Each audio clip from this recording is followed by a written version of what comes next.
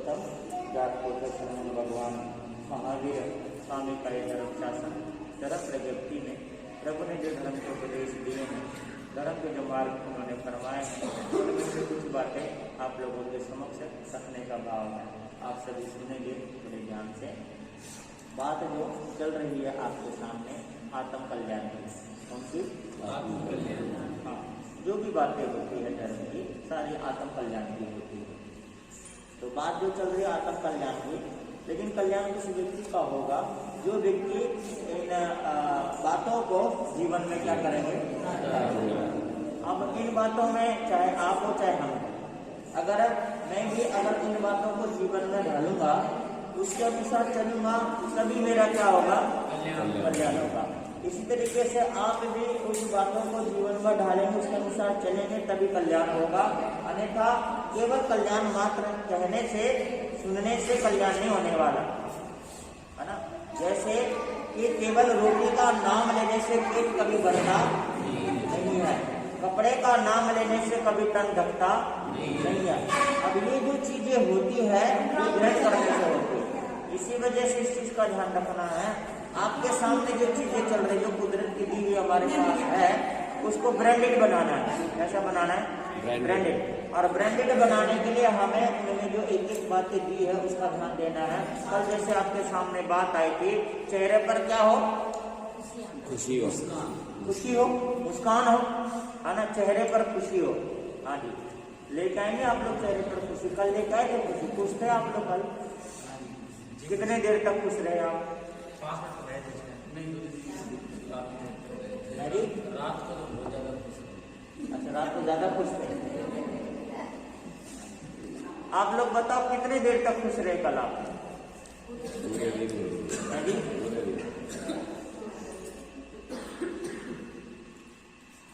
अगर आप थोड़ी देर तक खुश रहे तो फिर ज्यादा देर तक क्यों नहीं रहे? किसने कुछ चुरा लिया था आपका? खुश रहना चाहिए हर रोज, हर समय। व्यक्ति को क्या रहना चाहिए? खुश रहो। खुशी खुशी खाना खाओ, है ना। खुशी खुशी पानी पियो, खुशी खुशी घर का सारा काम करो, है ना। कई बार तो माताएं बहनें इस चीज से भी दुखी हो जाती है, और भाई लोग भी रोजाना इसी चीज से दुखी हो जाते हैं कि रोज काम करना पड़ता है जी। एक दिन का भी क्या नहीं है जी? आराम नहीं। एक बात है, अगर रोएंगे तब भी काम करना पड़ेगा, और खुश रहेंगे तब भी काम नहीं पड़ेगा। लेकिन अगर खुश होकर के उस काम को करेंगे तो आनंद ही आनंद होगा। अब देखो, एक व्यक्ति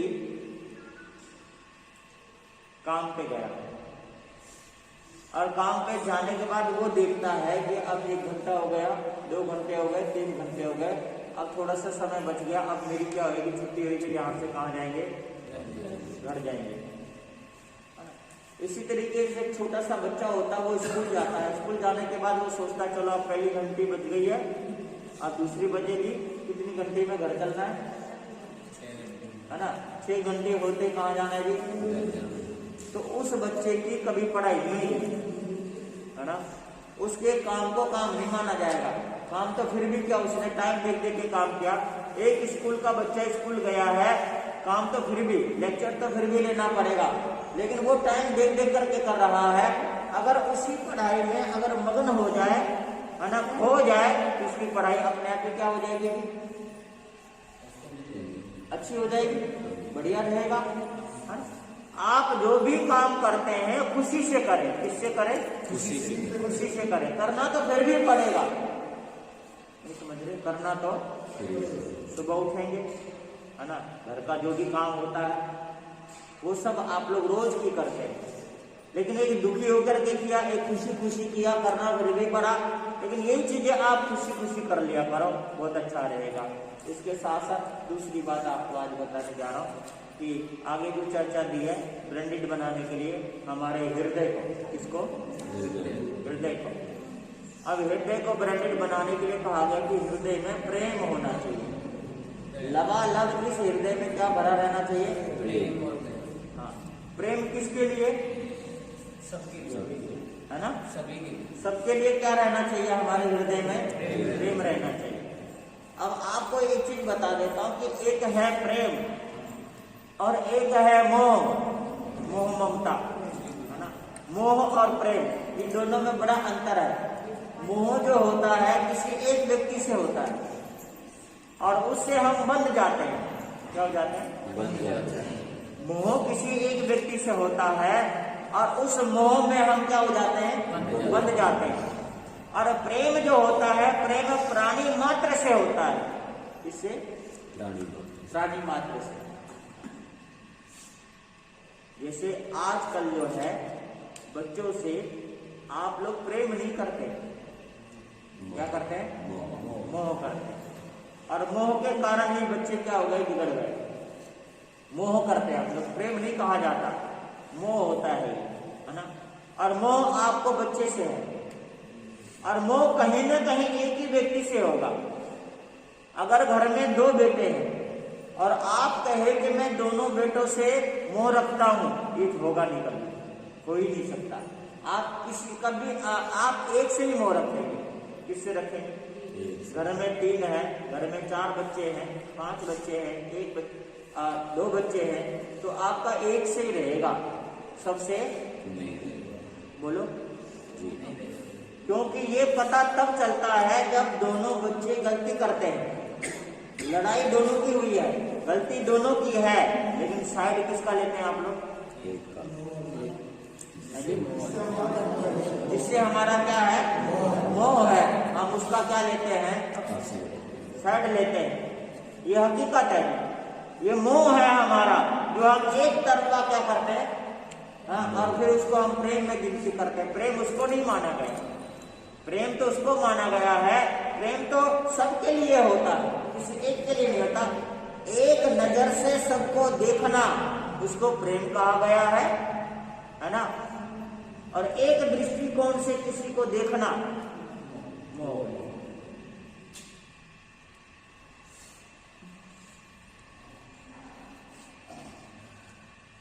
मोह एक बंधन है, प्रेम आजादी है।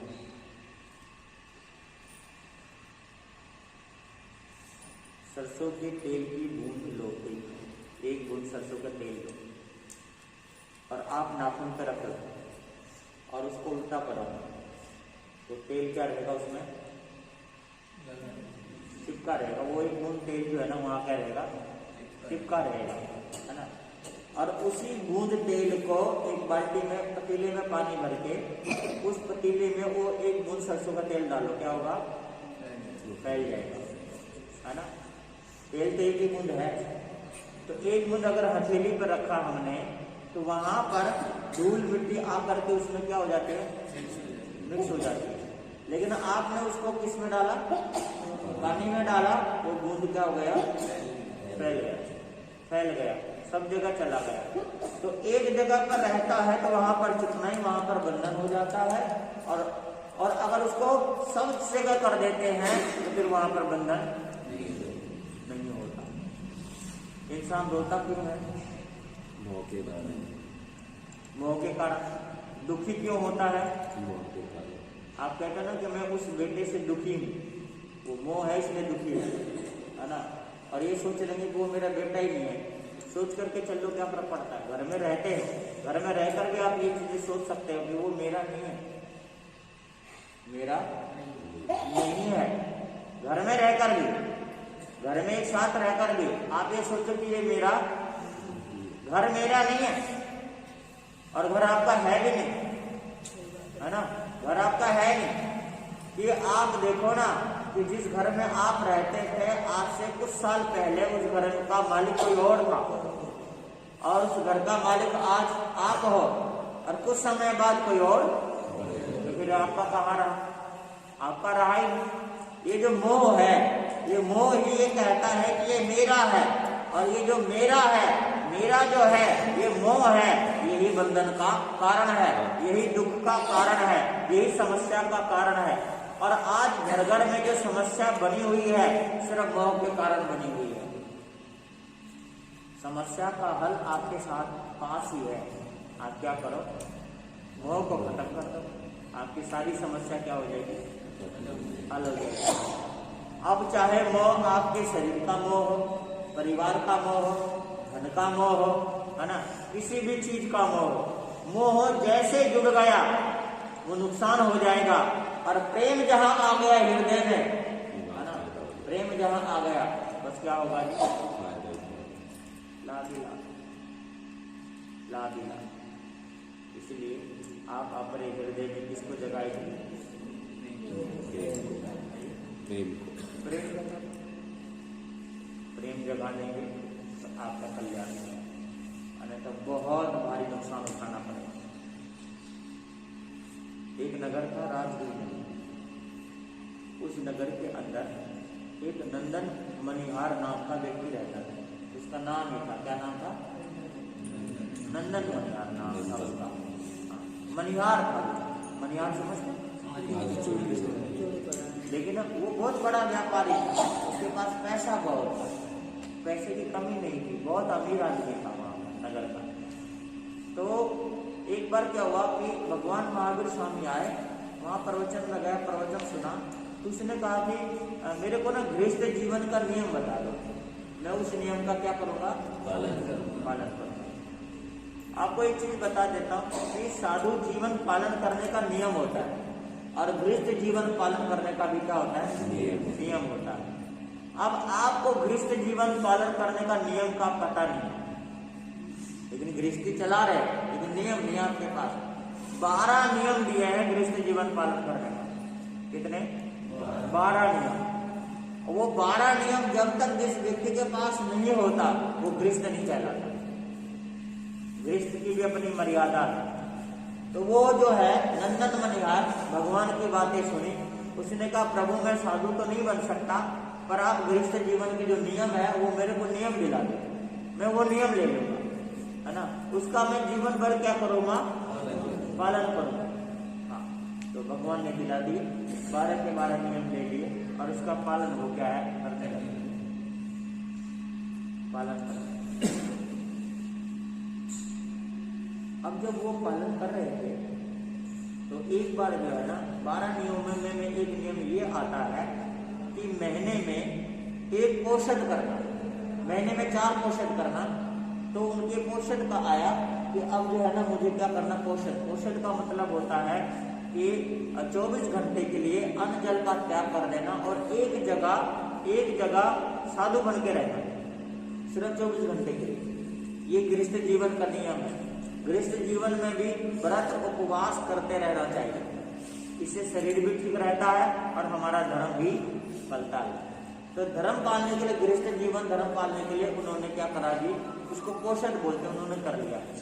पोषण का मतलब होता है कि पोषण शब्द इसलिए बना कि अपनी आत्मा का पोषण करना, उसको पोषण शब्द कहा गया, अपनी आत्मा को मजबूत करना।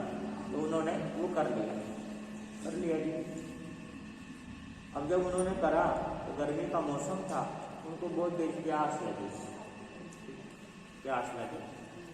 तो उनके मन में आया कि भाई सुबह होते ही, है ना, मैं तो पूरी नदी का पानी पी जाऊंगा, इतनी प्यास लगी। छटपटाहट रही मन में, हाँ, कितना पानी पी जाऊंगा, और प्यास कितना ही हो, है ना, कितना पानी पिएगा, 1 लीटर 2 लीटर, इससे ज्यादा नहीं पी सकता। लेकिन जब प्यास लगती तो वो सोचता कि मैं पता नहीं कितना कर लूंगा, बहुत प्यास लगी। तो उसने सोचा कि जैसे मुझे प्यास लगी है ऐसे बहुत सारे ऐसे लोग होंगे जो प्यासे आते होंगे। उसने जाकर के महाराज से, राजा श्रीनिक से कहा कि हे महाराज, मेरे को ना यहाँ पर आप जगह दे दो, मैं अपने धनराशि से यहाँ पर एक प्याऊ बनवाऊंगा, बावड़िया खुदवाऊंगा, है ना, बावड़ी बनाऊंगा, लोगों के आने जाने के लिए यहाँ पर जगह बनाऊंगा, है ना, भोजनशाला भी रखूंगा ताकि कोई मुसाफिर आए, यहाँ पे रुके, पानी पिए, भोजन करे, थोड़ी देर विश्राम करे, फिर अपने आगे की यात्रा प्रारंभ करे। तो महाराज ने कहा कि कर लो गए, है ना। तो उन्होंने नंदन मर्याद में वो क्या करा जी, शुरू कर लिया।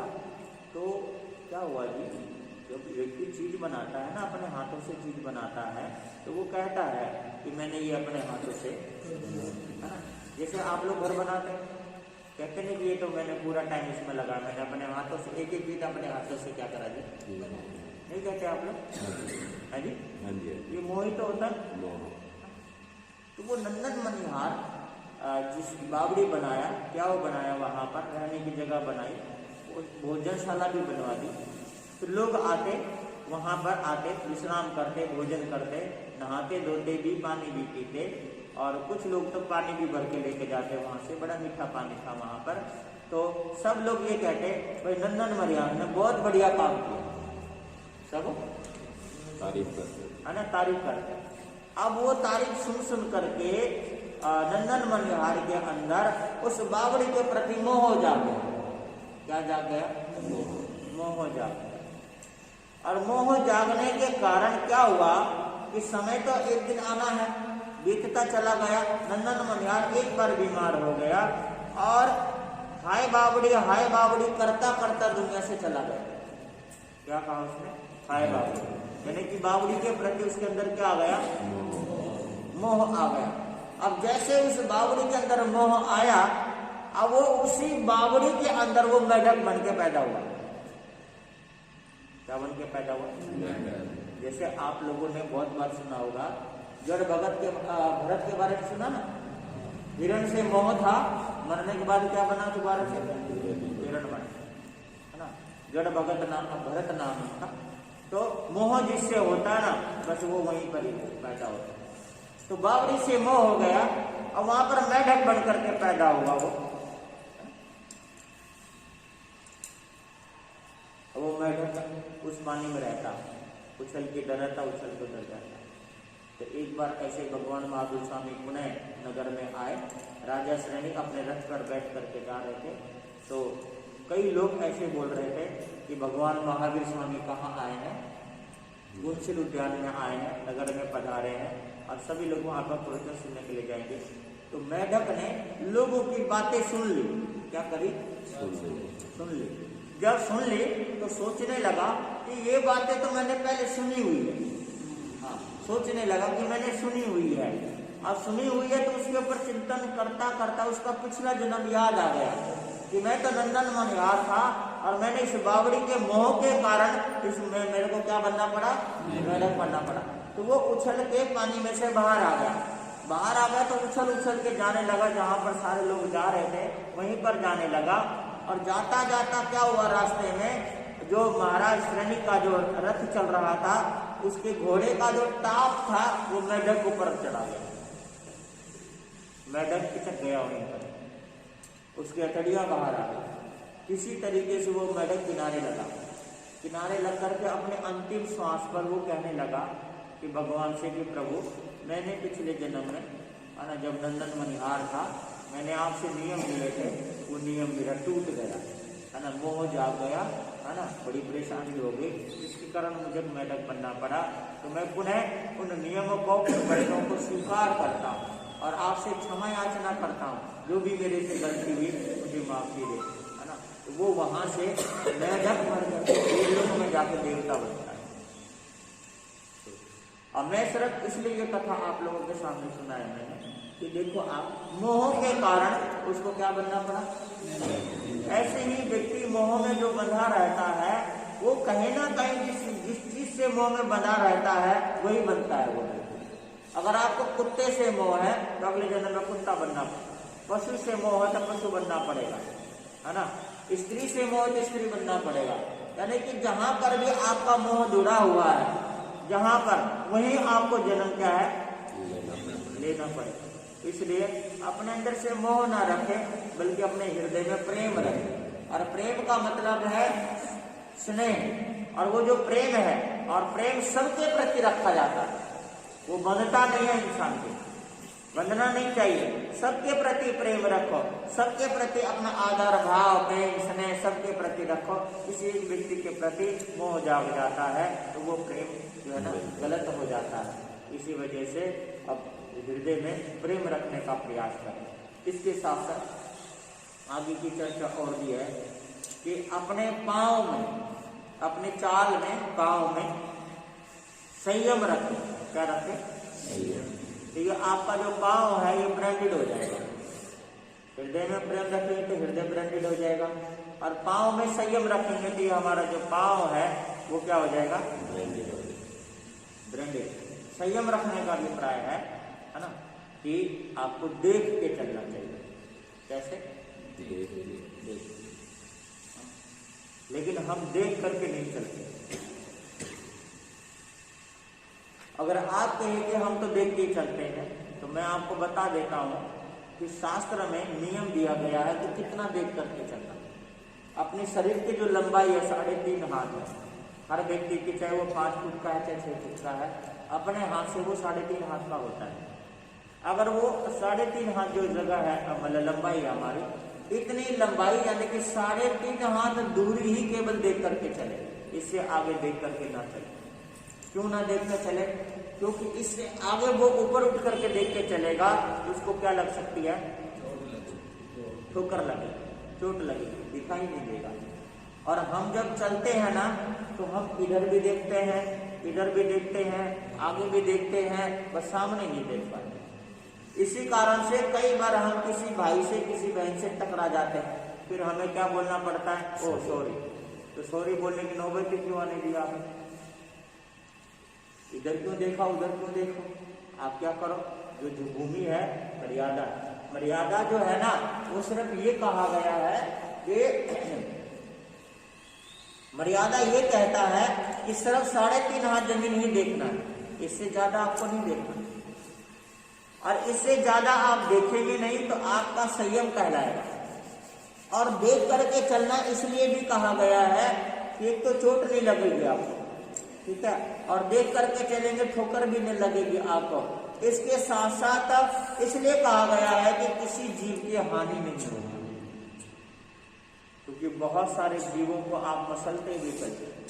आप जीव को जीव तो मानते ही नहीं, चींटी को आप जीव नहीं मानते, है ना, कीड़े मकोड़े को जीव नहीं मानते। मसल गया तो मसल गया, लेकिन उनको भी क्या होता है?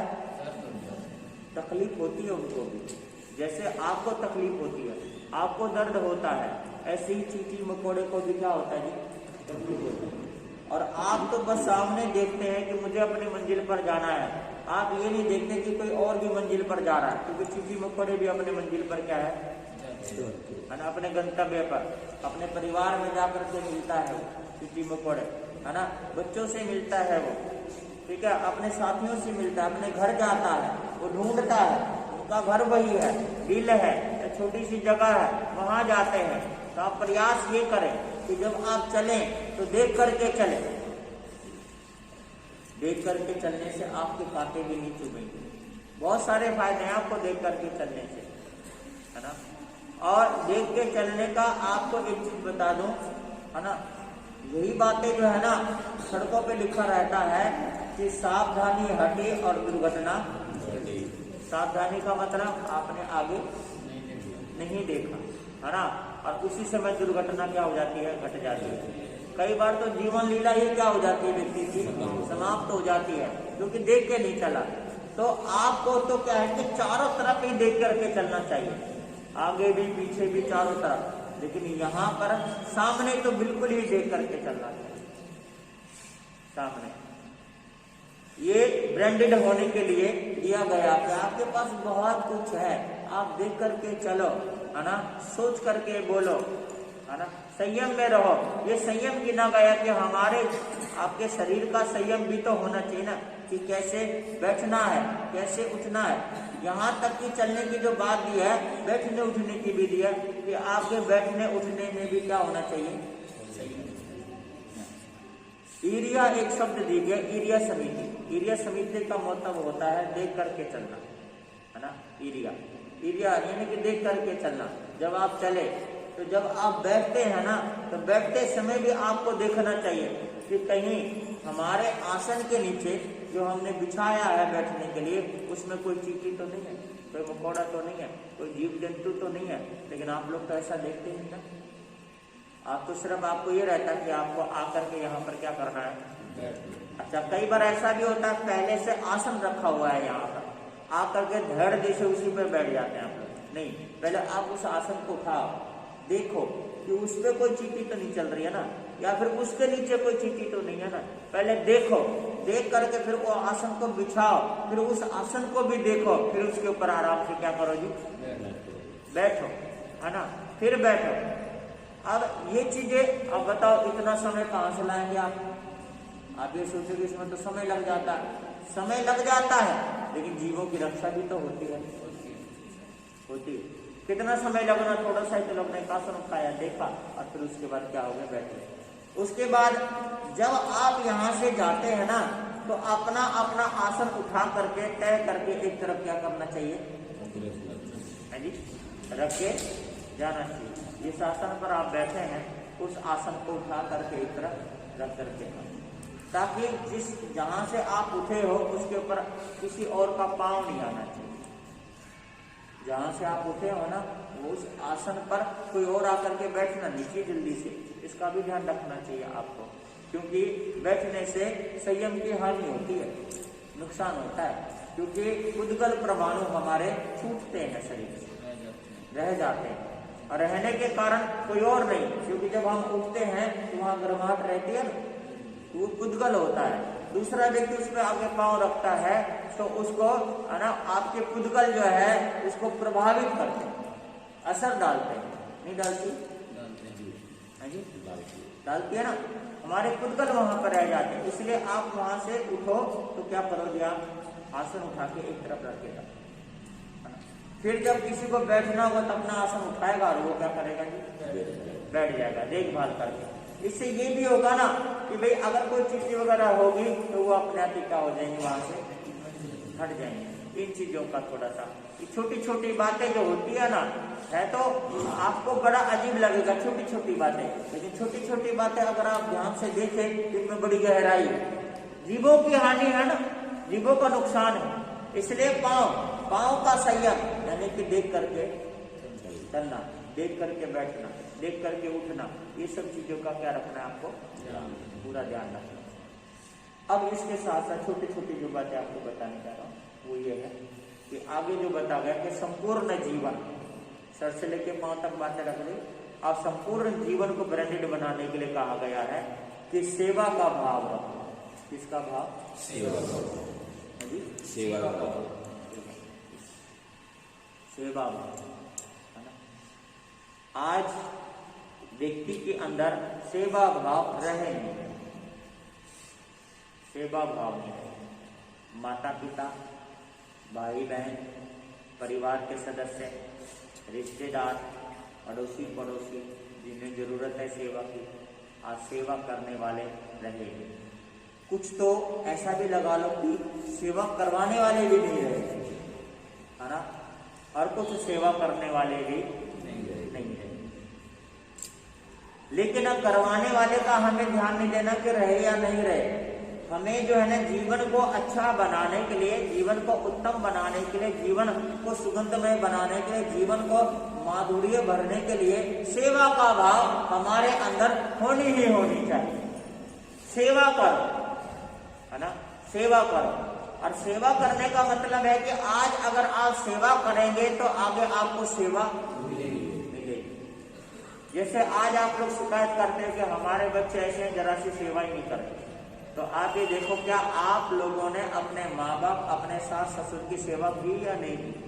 पहले खुद को देखो, क्योंकि जो व्यक्ति सेवा करेगा वही सेवा करवाने का अधिकारी होगा, और जिसने सेवा की ही नहीं। और समस्या तो यही खड़ी है ना कि हमने तो सेवा की नहीं, लेकिन हम ये जरूर चाहते हैं कि हमारी सेवा हो। बताओ ऐसा है या नहीं? हमने की तो है नहीं, लेकिन हम ये चाहते हैं कि हमारी सेवा जरूर हो।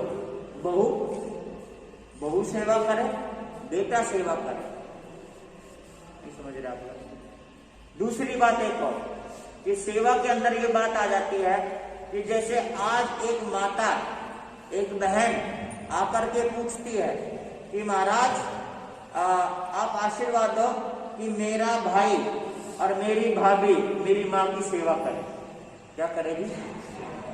कौन करे? भाई और भाभी मेरी माँ की क्या करे? सेवा करे। लेकिन उसको खुद अपने अंदर ये टटोलना चाहिए कि जिसके घर में तू ब्याह करके आई है, तू अपने पति को कभी कहती है या फिर तू अपने आप को कहती है कि भाई मैं पति पत्नी हम दोनों अपने सास ससुर अपने माता पिता की क्या करेंगे? हाँ जी बोलो। ऐसे भाव नहीं आते मन में, लेकिन ये भाव आते हैं कि मेरी भाभी मेरा भाई सेवा करे, लेकिन ये नहीं आता कि मैं भी इसी तरीके से करूं, क्योंकि मैं अगर उनके लिए सोच रही हूं तो हमारे लिए भी कोई ना कोई क्या कर रहा होगा, सोच रहा होगा, है ना। सेवा का भाव मिट गया।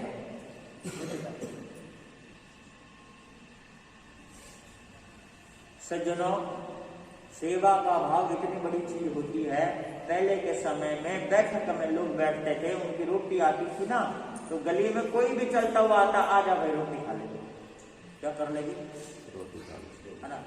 सेवा का भाव इस प्रकार से हो गया है आप लोगों का कि पहले के समय में खाना जब बनता था तो घर के सभी सदस्यों के मन में आता था कि कोई व्यक्ति आ जाए तो हम मिल बैठ करके भोजन करेंगे। और आज व्यक्ति ये सोचता है कि ये घर से बाहर निकले तो हम रोटी बैठ के खाएं। बोलो।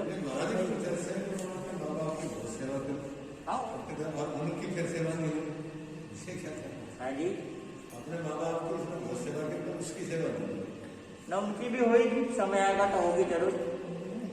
ऐसा नहीं है कि रिटर्न तो आता ही है ना, वापसी तो आएगी, किसी न किसी रूप में आएगी। जो हमारा किया हुआ है वो वापस मिलेगा। इतना सा भी किया है वो भी वापस आएगा, इतना किया वो भी वापस आएगा, जैसा करेंगे अच्छा किया हो जाए। हाँ, जितना भी किया है वो आएगा, जो किसी रूप में आए। अगर उनकी खुद की औलाद अगर सेवा नहीं करती तो कोई न कोई सेवा के लिए भगवान तो भेज ही देगा कि भाई उस व्यक्ति की क्या करो, जा करके सेवा करो, है ना।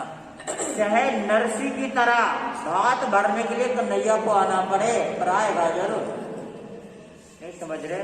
चाहे सेवा करने के लिए परमात्मा को आना पड़े, पर आएगा जरूर। इसलिए इस चीज का निश्चय रखें कि अगर आपने किया है तो फिर आपको ये समझ लो कि आपकी एफडी हो चुकी है, फिर डरने की जरूरत है। एफडी तो जब मर्जी तुलवा लेना, आपको डरने की जरूरत नहीं है कि मेरा बेटा करेगा ही नहीं करेगा। एफडी है वो तो आपके पास, किसी का भी लगा लो। लेकिन अगर आप लोगों में से सेवा करवाना चाहते हैं तो सेवा का भाव अपने अंदर रखो, करो, लेकिन निस्वार्थ भाव से। क्या रखो? निस्वार्थ भाव से आप क्या करो, है ना। जैसे कि एक वो क्या नाम है, आजकल तो मजाक ही बना लिया। गोद में बेटे को लेके आई, बेटा कहाँ था जी? गोद में। महाराज देखो ना, ये हमारी सेवा करेगा, वो क्या सेवा करेगा? उसका एक मंत्र तो बहुत भी तो है। अगर सच्चे मन से माँ बाप की सेवा की और माँ बाप ने खुश होकर के दिल से आशीर्वाद दे दिया तो वो निष्फल नहीं। अब वो जाएगा नहीं, वही चीज है ना। तो अब देखो जी, जिस बच्चे के बारे में ये पूछा गया कि ये करेगा नहीं करेगा, तो इसके अंदर अच्छी चीजें डालो तो ये आपकी सेवा जरूर करेगा। अच्छी चीजें डालो, और पैदा होते मोबाइल हाथ में थमा दिया तो वो तो सेवा क्या करेगा, कहाँ सेवा करेगा? क्योंकि टीवी सिनेमा में सेवा का भाव नहीं सिखाया जाता। अच्छी चीजें तो सिखाई नहीं जाती, बुरी चीजें ज्यादा सिखाई जाती है। और व्यक्ति के अंदर भी है, कुछ अच्छी चीजें भी आती है टीवी सिनेमा में, तो उस चीज को अच्छी को तो कोई ग्रहण करता ही नहीं है, बुरी चीजों को बहुत जल्दी क्या करता है। क्योंकि टीवी सिनेमा में बुरी चीजों का प्रचार बार बार किया जाता है और अच्छी चीजों को एक बार वो भी दिखाया नहीं तो। अब आप देखो ना, जैसे यहाँ प्रवचन हो रहा है, आप लोगों को रोज बोलते हैं कि भाई सबको बोलना, प्रवचन में आकर लाभ लेना, ये बोलते हैं ना।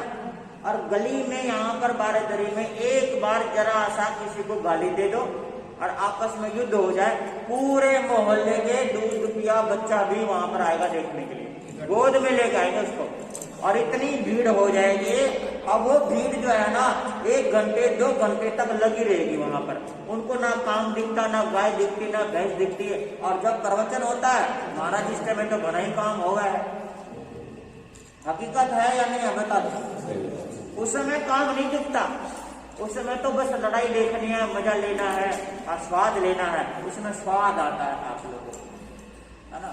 जबकि झगड़े में भीड़ नहीं होनी चाहिए, और जहां पर अगर कोई झगड़ा हो ना और वहां पर भीड़ ना हो ना तो वो झगड़ा थोड़ी देर में निपट जाता है।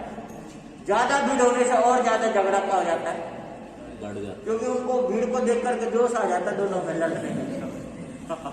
ये चीज। तो मेरा ये है कि भाई अगर आप लोगों ने सेवा की है तो आपको डरने की जरूरत है नहीं, डरने की जरूरत। बहू और बेटे भी अगर घर में आए हैं, शादी हुई है, तो भी आपको बहू से पूछने की क्या नहीं है, बहू के बारे में ये भी नहीं पूछने की जरूरत है कि मेरी बहू सेवा करेगी या नहीं करेगी। आपका बेटा कैसा है, इसके हिसाब से बहू क्या करेगी, आपकी सेवा करेगी। बेटा अगर सही है ना, तो आपकी बहू क्या करेगी। फिर दूसरी बात है कि आज की जो सास है ना बड़ी खराब है। मजाक हाँ, कैसे बताता हूं। एक बहू घर में आई, पहले दिन आई, अगले दिन बहू सो के उठी, सास क्या करती है, फटाफट उठ के रसोई में जाएगी, काम करेगी बहू के लिए। बहू आएगी, सास कहेगी कोई बात नहीं बेटा आराम कर ले, क्योंकि एक सास को इंप्रेशन जमाना होता बहू के ऊपर, है ना। अपने घर में जाएगी तो मेरी अपनी माँ से मेरी बड़ाई करेगी, मेरी सास बड़ी अच्छी है। अपनी अच्छाई प्रदर्शित करने के लिए आप लोग घर में काम करना शुरू करते हैं, तो आपने बहू को मना कर दिया, अगले दिन भी आपने क्या करा जी, मना कर दिया। अब तीसरे दिन बहू के काम करने के लिए बोलते तो बहू हट जाती है। नहीं समझ पा रही, ऐसा होता है, नहीं होता है तो बता दो, है ना। अब आपका इंप्रेशन जमाने के चक्कर में आपने ऐसा काम कर दिया, अब बहू सोचने लगी फ्री की नौकरानी का फर्क पड़ता है, फिर वो रोना रोवे, फिर आकर के सारी की सारी सास मेरे से बोलती है कि महाराज कुछ ऐसा बताओ कि वो सेवा करे, अपना काम करे, बताओ। देर से उठा है ना, देर से उठा है, अब बताओ, अब उसमें मैं क्या करूं, सारी सास बहू में देर से उठा है, मैं क्या अलार्म बन के जाऊं सारे घर में, नहीं बताओ। नहीं, अब इसमें कुछ गलत है तो वो बता दो, हाँ जी, मैं अलार्म बन के जाऊं सारे घर में। हाँ, सोचने वाली बात है। लेकिन एक चीज और भी बता दो, आपको टेक्निक बता रहा हूं, जिसकी बहू नहीं आई वो अपना लेना, हकीकत है जी। बहू भी सुबह जल्दी उठती है पहले दिन, चाहे बेशक से रात भर ना सोई हो, पर वो जल्दी उठेगी और वो सोचेगी कि मैं अपनी सास पे और रिश्तेदारों पर इंप्रेशन जमा दूं। वो आकर के काम करने आती है ना, तो उस समय क्या करो, कहो कि बहू तेरा ही घर है, तू कर, और फिर वो रोज ही करेगी फिर काम। नहीं समझ रहे आप, ये भी हकीकत। बहू अपना इंप्रेशन जमाना चाहती है, सास अपना जमाना चाहती है, सेवा का भाव दोनों में से किसी के अंदर नहीं होती। ना सास के अंदर सेवा का भाव होता है कि मैं बहू की सेवा कर रही हूँ, ना बहू के अंदर भावना होती है कि मैं सेवा करूं, भावना नहीं होती, बस क्या जमाना होता है हाँ, वो इंप्रेशन जमाने के चक्कर में दोनों बेचारी फंस जाती है, दोनों ही फंस जाती है, और फंसने के बाद फिर दोनों ही रोना रोती है ना। बहू आके कहेगी मेरी सास नहीं अच्छी, और सास बोलेगी सास ऐसी है सांस ही नहीं लेने देती, हाँ जी, सास ऐसी है कि सांस ही नहीं लेने देती। लेकिन यहाँ पर जीवन को अच्छा बनाना है तो सेवा का भाव रखो, चाहे सास है, चाहे बहू है, चाहे बेटी है, चाहे भाई है, चाहे बहन है, माता पिता है ना, पिता पुत्र है, तो सेवा का भाव रखे। और सेवा का भाव रखने वाला व्यक्ति कभी बदले का भाव नहीं रख सकता। और सेवा आप जरा सा भी सेवा करेंगे तो आपको मिलेगा, बहुत कुछ क्या है जी, मिलेगा।